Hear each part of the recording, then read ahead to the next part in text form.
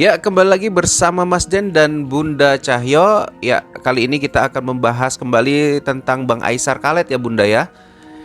Ya, Ya, Bang Aisar Khaled. Nah, ini jadi dari pembahasan pertama ini ada terkait dengan wetonnya, perjodohannya, kemudian ada perihal masa besar di Medan, kemudian apakah ada kaitannya dengan puji dan perjodohan. Ini akan kita bahas di sini ya, teman-teman. Nah, yang pertama nih aku mau tanyakan kepada Bunda Cahyo ya. Ini terkait dengan wetonnya si Bang Aisar Khaled nih. Menurut Bunda bagaimana pandangan terkait weton yang beliau miliki? ya, Mas Den. Jadi kalau Bang Aisar ini karena punya weton wage, punya karakteristik yang sangat kuat ya. Iya. Orang yang lahir pada Kamis Wage itu punya cita-cita yang sangat tinggi.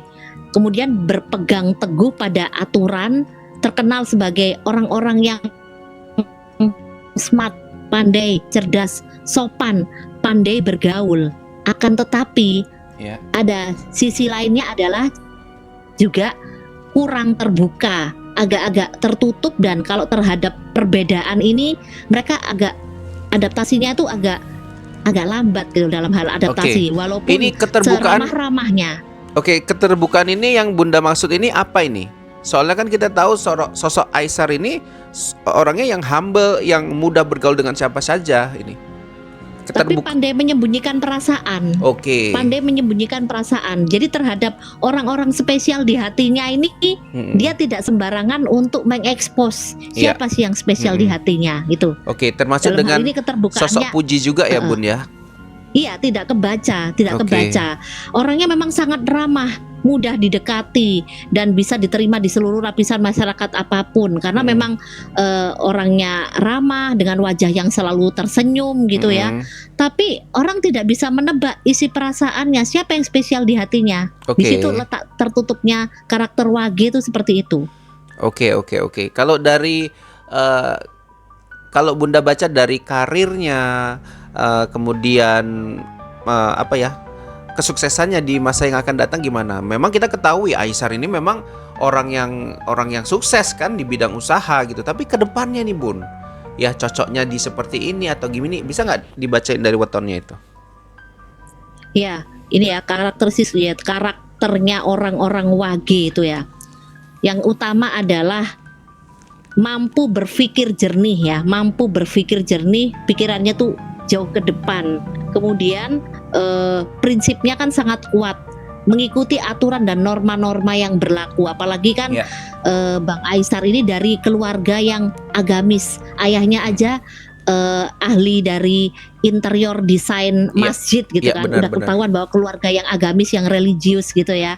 Nah, kemudian ambisinya besar, ambisi dan harapannya tuh besar. Apa-apa yang udah direncanakan, diinginkan, goal dan impiannya itu pasti melebihi dari orang-orang yang lain. Karena itu tadi sudah dari bawaan sononya ini punya bakat, punya skill, punya kepribadian yang baik, tapi juga dibarengi dengan mimpi dan ambisi yang besar. Umumnya itu memang sopan dan mudah berinteraksi dengan orang. Beradaptasi itu sepertinya mudah, tapi dia juga punya sisi lainnya sebenarnya agak tertutup sih. Oke, tapi ini bukan minus ya, bukan hal yang bisa dikatakan negatif ya Bun ya. Itu wajar. Ada apa ya, orang itu seperti ini loh. Setiap manusia itu dua sisi mata uang yang berlawanan gitu loh. Jadi di dalam diri manusia itu pasti ada dua sisi ini, ada sisi baik dan buruknya. Nggak ada yang sepenuhnya baik seperti malaikat, sepenuhnya buruk seperti syaiton. Nggak juga. Manusia itu pasti punya dua sisi mata uang yang berlainan tadi. Dan yang ada pastinya ini juga yang aku lihat dari weton ini ya, ada sesuatu yang bisa dibuka, ada juga yang dirahasiakan. Begitupun kehidupan manusia sebenarnya ya. Oke, Bunda, pertanyaan selanjutnya ini terkait dengan Adinda Puji ya. Menurut Bunda, dari pandangan Bunda ya, apakah Puji melihat Aisar Khaled ini masuk kriterianya, atau dia menginginkan sosok pemuda atau suami yang mungkin melebihi Aisar Khaled? Gimana pandangan Bun? Ini kalau kita lihat dulu ya, sebelum pandangan saya, kita lihat dulu kronologisnya. Kronologis awalnya ini kan si Bang Aisar ini pertandingan dengan kakaknya Fuji. Tapi kemudian kesengsem lah dengan namanya Fuji ini. Dan itu mereka juga ada ya beberapa kali kebersamaan apa itu. Nah, awal itu kan dari pandangan pertama yang tertarik dengan Fuji tadi. Tapi kan Fuji ini bukan wanita biasa gitu loh.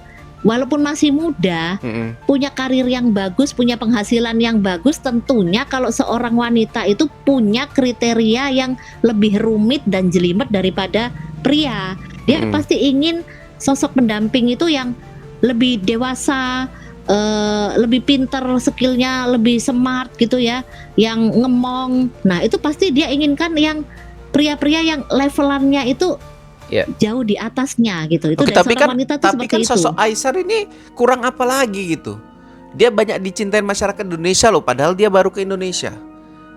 Itu berarti kan sosok Aisar Khalid ini dikenal juga di Malaysia dengan kesuksesannya, dengan karir yang luar biasa gitu.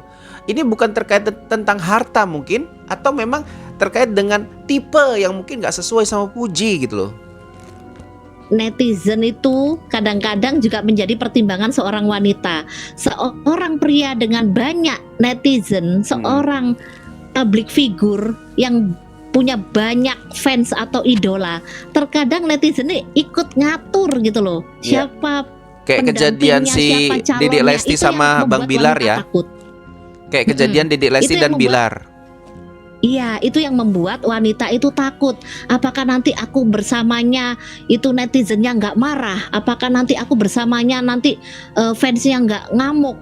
Apalagi LDR. Nah itu yang juga jadi pertimbangan wanita. Bukan hanya secara materi ini itu, enggak. Fansnya ini loh, karena dipungkiri atau enggak, fans ikut berperan mengatur loh seperti itu karena dia idola. Kalau Bunda mengatakan ini fansnya ikut mengatur, ikut mengarahkan. Lah kenapa banyak netizen mengarahkan perjodohan antara Aisar dan Khaled, Aisar dan Dek Puji? Ini seolah-olah mereka malah menjaga jarak. Artinya kan mereka tidak mendengar apa yang diinginkan netizen toh. Satu lagi, kita kan harus juga lihat kriteria dari orang tuanya Fuji, ya kan? Orang tuanya ini ingin tipikal menantu yang seperti apa gitu loh. Kalau orang tuanya menginginkan tipe menantu yang WNI gitu ya. Katakan misalnya nggak terlalu populer mungkin. Ini kalau Aisar ini terlalu populer mendunia loh, fansnya di mana-mana. Terkadang seorang calon mertua itu juga berpikir, aduh apakah anakku nanti bisa tenang berdampingan dengan seseorang yang terlalu populer seperti ini, selalu bersama orang banyak begini. Nanti anakku apa masih prioritas kan itu gitu loh Mas. Oke, jadi ketakutan star syndrome gitu ya, menantu mertuanya ini takut seperti itu ya. Kalau bisa cukuplah anak perempuanku ini yang menjadi bintang ya, tapi suaminya ini fokuslah. Jangan dua-dua ikut sibuk seperti ini, jadi keluar pergi. Betul. Jadi nggak baik menurutnya. Bukan semata-mata finansial ya, bukan semata-mata materi. Oke, jadi memang seperti itu ya pandangan terkait dengan kriteria Puji terkait dengan Aisar ya. Oke, selanjutnya nih Bun ya, terkait dengan makan besar ya yang diadakan oleh abang kita Aisar di Medan ya, tepatnya di Marelan pada 22 Juni ya. Ya, ini banyak masyarakat, banyak netizen yang mengatakan ya, warga Medan menyayangi ya sosok Bang Aisar Khaled gitu. Gimana menurut Bunda? Iya, tentu saja ya.